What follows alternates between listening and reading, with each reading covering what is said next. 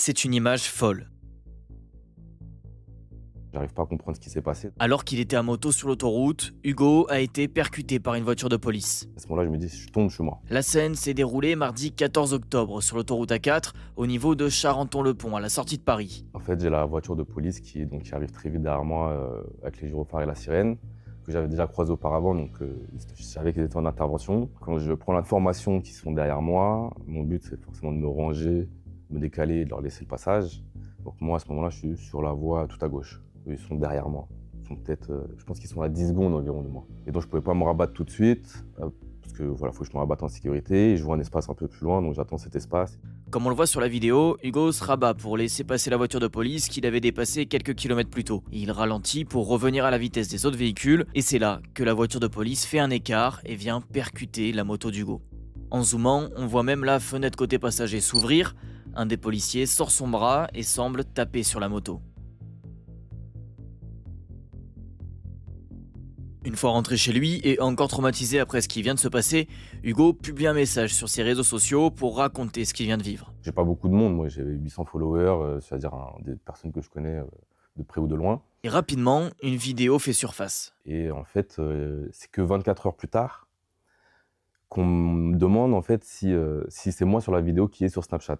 Donc à ce moment-là, je suis pas au courant, je dis je ne sais pas, je connais pas cette vidéo. En fait, si on a pu avoir la vidéo, c'est parce que la scène a été captée par une Tesla. Ces voitures filment tout leur trajet en continu, en 360 degrés. C'est la preuve qui vient appuyer le récit d'Hugo. Bien sûr, il est violent, en fait, c'est un SUV, donc ça va vite, c'est très lourd. À partir de 30-40 km/h, une simple poussette sur un deux roues, en fait, on peut tomber.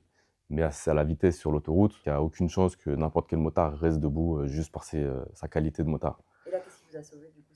Ce qui m'a sauvé, c'est juste que quand la moto elle est en biais et penchée, elle tape l'arrière de la voiture. Et en fait, ça stoppe le mouvement où elle est en train de déraper. Mes jambes ne tiennent plus la moto, j'ai les pieds qui ne sont plus sur les repose-pieds. En fait, j'ai plus le contrôle de la moto. Peut-être que j'ai serré un peu fort le guidon, ce qui a aussi permis, mais c'est pas mes talents de motard qui m'ont sauvé. En état de choc et sachant qu'il n'est pas passé loin de la mort, Hugo a mis 3 jours avant de remonter sur sa moto. Il y a deux sentiments. Le premier, c'est en tant que motard, quand on a un accident ou quand on a failli avoir un accident, c'est qu'on va avoir on va dire des symptômes physiques, on va avoir du tremblement, de l'adrénaline qui monte, une sorte de descente d'organes, on ne se sent pas bien, on a envie de vomir. On voit rapidement sa vie défiler.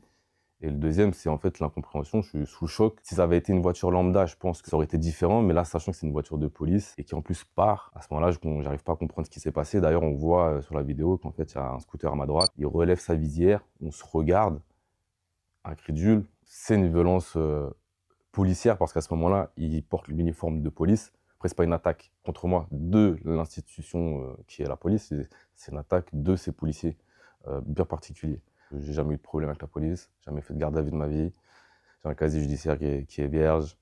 Le peu d'interactions que j'ai eues, notamment la dernier contrôle en moto, ça s'est très bien passé, c'était bienveillant, c'était à l'écoute. Donc aucun problème avec la police.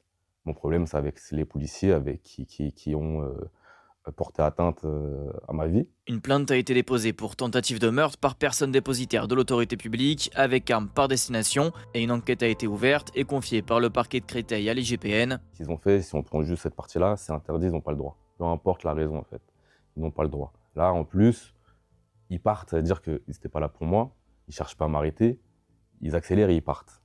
Donc ça renforce encore plus ce sentiment que c'est simplement une attaque gratuite, ils ont porté atteinte à ma vie. Quand on est policier, on doit être exemplaire. Moi, j'attends juste qu'ils soient condamnés comme tel. La préfecture de police de Paris a indiqué que des vérifications sont en cours afin d'identifier le service d'appartenance de cet équipage et confirme qu'une enquête est lancée pour faire toute la lumière sur ces faits.